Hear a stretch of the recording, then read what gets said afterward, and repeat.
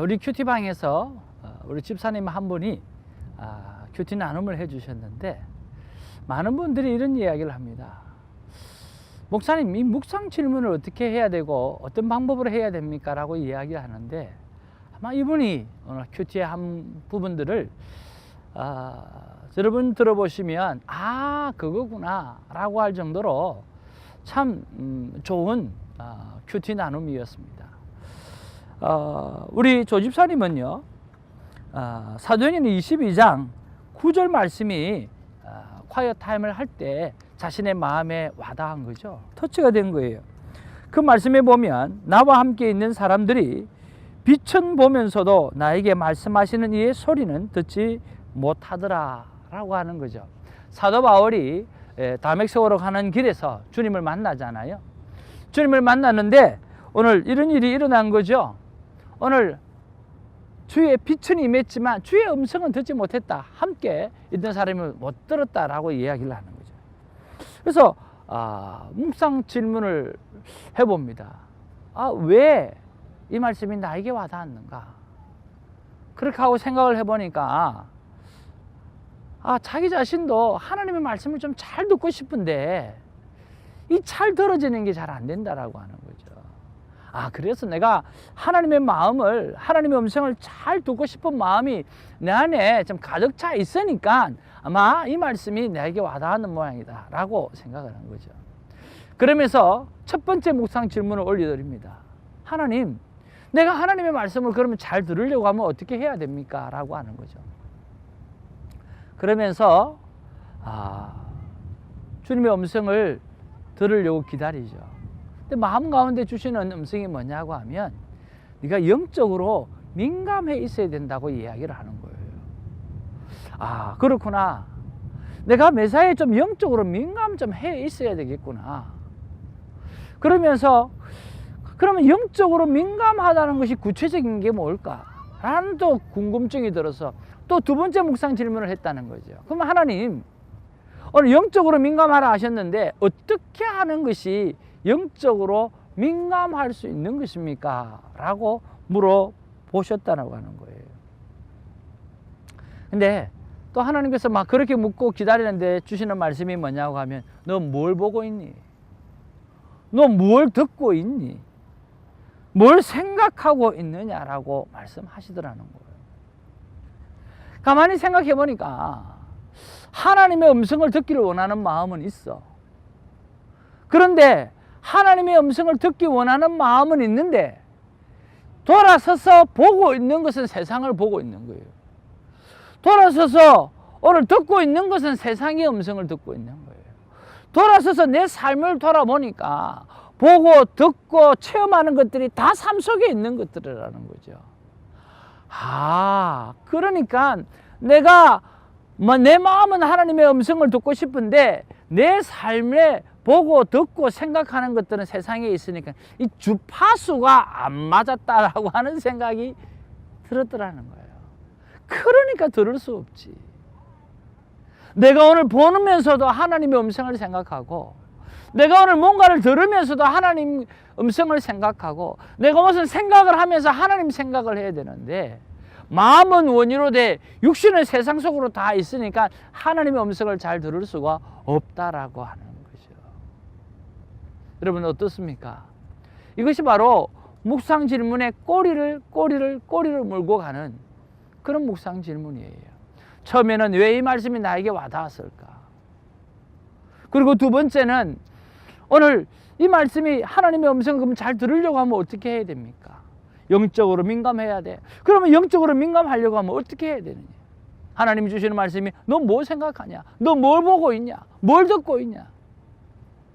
그러면서 주파수가 맞지 않았다는 사실을 깨닫게 되어진 거죠. 이것이 여러분 제대로 된 큐티 가운데 하나인 거예요. 바로 내 삶을 돌아보게 되는 거죠. 하나님의 음성을 보면서 오늘 내 삶을 돌아보게 되어지고 다시 한번 주파수를 하나님께 맞춰가는 것, 이것이 바로 콰이어 타임입니다. 그래서 여러분 오늘 Why를 먼저 던지시고, 그리고 그것이 내 삶 가운데 왜 다가왔는지, 그리고 어떻게 내 삶 가운데 오늘 하나님과 주파수가 맞지 않는 부분들이 무엇인지, 그리고 주파수를 맞춰 가면서 하나님의 자녀다운 삶을 살아가게 되는 것, 이것이 큐티의 삶인데, 그 삶을 여러분 함께 멋지게 살아가 보기를 주님의 이름으로 축복을 합니다. 할렐루야. 자, 오늘은 8월 11일 토요일입니다. 사도행전 25장 13절에서 27절의 말씀입니다. 자, 오늘 13절은 이렇게 시작을 합니다. 수일 후에 아그리빠 왕과 또 베니게가 베스도에게 문하라로 가이사라에 와서, 자, 이제는 가이사라에서 와서 일들이 하나씩 둘씩 이제 일어나게 되어지는 거죠. 13절에는 이 아그리빠 2세의 방문이 기록되어져 있고, 오늘 14절부터 22절에는요 바울 사건에 대한 베스도가 어떻게 바라보는 관점에 대해서 그렇게 기록되어져 있고, 오늘 23절로 27절에는요 이 아그리빠 왕 앞에서 바울이 오늘 변호하고 변정하는 내용들이 오늘 기록되어져 있는 거죠. 참 그런 면에서 오늘 본문 속에서 저는 19절 말씀이 제 마음 가운데 와닿았는데, 여러분은 어떤 말씀이 와닿았는지 모르겠어요. 19절 말씀에 보니까 오직 자기들의 종교와 또는 예수라 하는 이가 죽은 것을 살아있다고 바울이 주장하는 그 일에 관한 문제로 고발하는 것뿐이라. 저는 왜 이 말씀이 와닿았는가 생각해 보니까, 복음은 오직 하나라고 하는 거죠. 예수님은 살아계신다 라고 하는 것을 내가 아는 것, 그리고 그것을 믿는 것, 그리고 그것을 알리는 것, 그리고 믿게 하는 것이라고 하는 것을 다시 재확인시켜 주시는 그런 의미에서 이 말씀이 나에게 와닿은 거죠. 오직 자기들의 종교와 또는 예수라 하는 이가 죽은 것을 살아있다고 바울이 주장하는 그 일에 관한 문제로 고발하는 것뿐이라. 그러니까 사람들이 정확하게 다 아는 거죠. 사도 바울은 딱 하나밖에 이야기를 하는 게 없어요.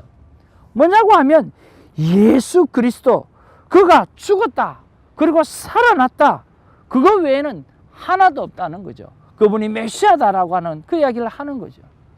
참 이런 것들을 바라보면서 우리는 무엇을 믿고 사는가, 오늘 무엇을 오늘 믿고 신앙생활을 하는가, 무엇에 진짜 관심을 두고 살아가는가 라고 하는 것을 생각해 보게 하는 거죠. 여러분, 신앙생활 하면서 우리가 많은 문제들이 일어나고 있는데, 교회 안에서도 많이 일어나고 있잖아요. 무엇 때문입니까? 예수님이 죽었다라고 하는 사실 때문에요? 예수님이 부활하셨다는 사실 때문에 문제가 일어납니까? 아니잖아요. 복음의 진리는요 변함이 없이 굳굳하게 써 있어요. 그런데 복음의 긋다리, 그것 가지고 찢고 뽑고 다툴 때가 참 많이 있다라고 하는 거죠.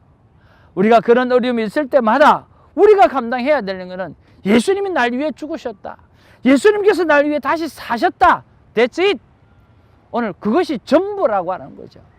그리고 그 안에 모든 것을 희석시키고 그 안에서 모든 것을 다 태워버려야 될 필요성이 우리가 있다라고 하는 것을 생각해 봅니다.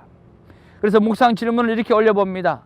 오늘날 진정 예수님께서 살아서 내 안에 계시고 말씀하시고 동행하심을 알고 알리고 싶은데, 구체적으로 어떻게 역사하시는지, 어떻게 살아계심을 내가 증거들로 받을 수 있는지 하나님 나에게 좀 가르쳐 주십시오 라고 돌직구 질문을 던진 거예요. 정말 예수님 그렇게 살아서 내 안에 살아계시고 말씀하시고 동행하심을 알리고 싶어요. 좀 구체적으로 어떻게 역사하시는지, 어떻게 살아서 계시는지 그거 좀 나에게 확실하게 좀 알려주세요 라고 묵상 질문을 올려드렸습니다. 그때 하나님께서 저에게 이런 말씀하십니다. 심플한 것을 왜 묻냐? 간단하다는 거예요. 눈을 감고 하나님의 음성을 들으려고 집중하면 하나님은 들려주신다라고 하는 거죠. 매일 아침마다 성경을 펴며 살아계신 예수님이 살아서 마구 내 심령을 찔러 쪼개며 하는 말씀들이 들 수 있을 거라고 말씀해 주고 있다라고 하는 거죠. 그렇습니다. 여러분, 사실은 우리가 콰이어 타임을 하면서도 대충 할 때가 많아요. 그리고 바이블 스타디 속으로 할 때가 참 많아요. 제가 말씀드리는 것은 오늘 많은 시간을 드리라고 하는 것이 아니라 하트예요. 하트. 마음이 있는가라고 하는 거죠. 하기 위한 큐티가 아니라 만나기 위한 큐티요. 다 내려놓고 정말 하나님 오늘 나에게 말씀하여 주시옵소서. 오늘 나에게 말씀하여 주시옵소서. 내가 주님과 더불어 살기를 원합니다. 그리고 주님의 음성을 듣기를 바랍니다. 주님, 내 마음 가운데 살아계시는 하나님께서 직접 말씀해 주시옵소서 하고 큐티 전에 오늘 간절하게 주의 음성을 듣기 위해서 기도하고, 그러면 그때부터 하나님은 말씀하시죠. 그리고 말씀 속으로 들어가면 더 큰 말씀, 더 놀라운 말씀, 특별히 사도들에게 하셨던 그 말씀을 통해서 나에게 하시는 말씀을 들을 수가 있다라고 하는 거죠.